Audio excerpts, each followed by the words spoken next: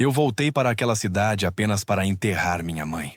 Pelo menos era isso que eu repetia para mim mesmo durante toda a viagem, como se transformar aquelas palavras em um mantra fosse suficiente para me blindar do que eu sentia. 15 anos longe.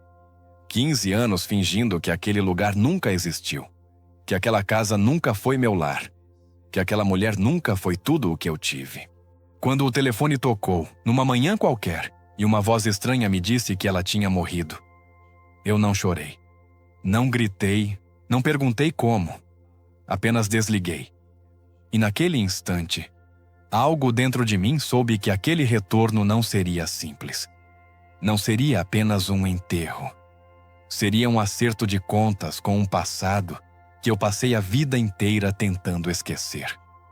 A estrada parecia mais longa do que eu lembrava. Cada quilômetro percorrido era acompanhado por lembranças que eu acreditava estarem enterradas. A infância silenciosa. As noites em que minha mãe sentava à mesa, olhando para o nada, como se conversasse com alguém que eu não podia ver. As respostas curtas. Os segredos nunca explicados. Ela sempre foi uma mulher distante, não no sentido físico, mas emocional. Nunca me abraçava por muito tempo. Nunca falava sobre o passado. Nunca mencionou meu pai. Cresci acreditando que aquilo era normal. Que algumas pessoas simplesmente eram assim, frias, reservadas, invisíveis. Hoje eu sei o quanto eu estava errado. Quando cheguei à cidade, senti um aperto no peito que não conseguia explicar. As ruas pareciam menores, as casas mais velhas. O tempo parecia ter parado ali, esperando apenas por mim.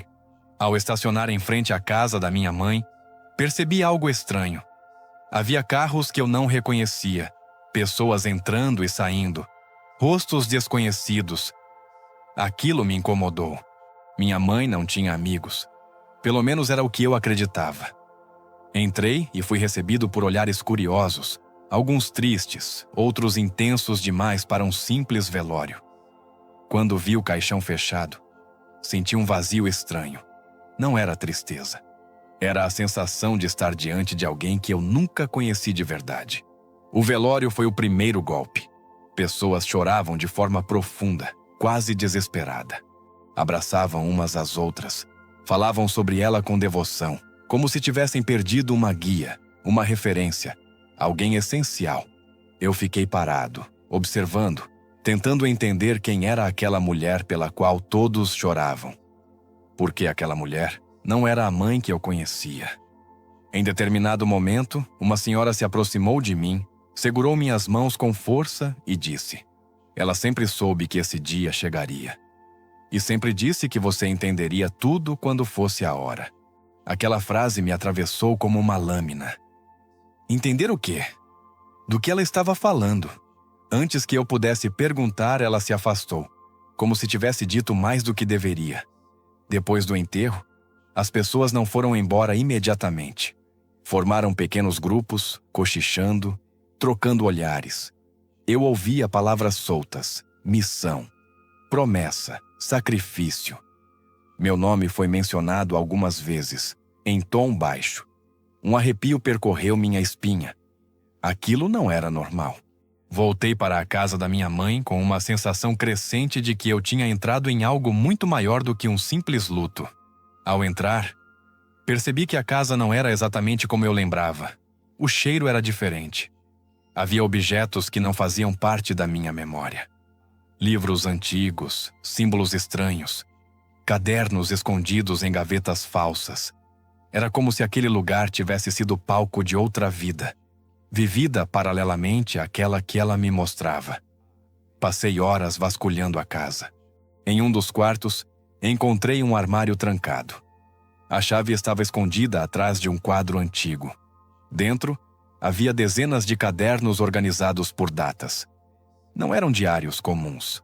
Eram registros detalhados de encontros, nomes de pessoas, relatos de dores, decisões difíceis. Quanto mais eu lia, mais a imagem da minha mãe se desfazia. Aquela mulher silenciosa, quase invisível, era descrita ali como alguém central na vida de muitas pessoas. Alguém que orientava, acolhia, salvava. Alguns a chamavam de última esperança, outros de anjo. E havia aqueles que pareciam temê-la. Naquela noite quase não dormi. Sonhei com minha mãe em pé no meio da casa, olhando para mim com um semblante sério. Ela me chamava, mas sua boca não se movia.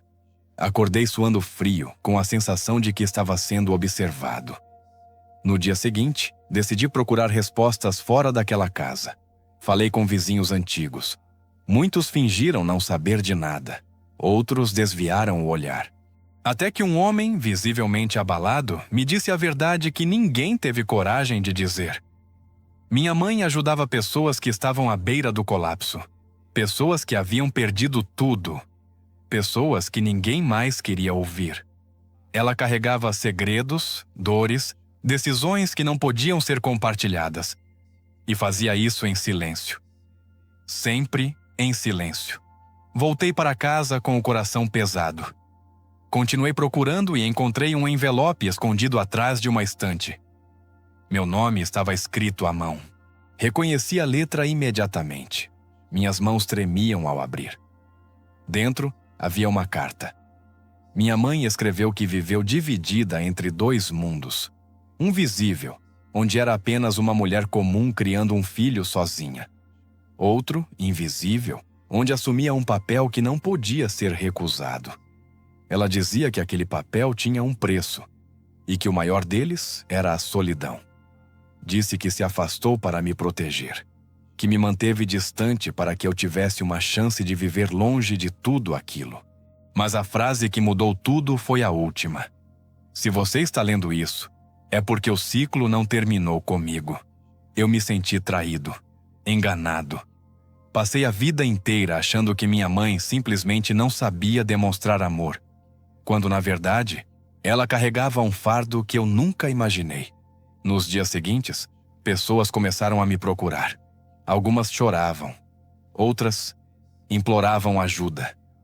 Todas olhavam para mim como se eu fosse a continuação dela. Eu recusava.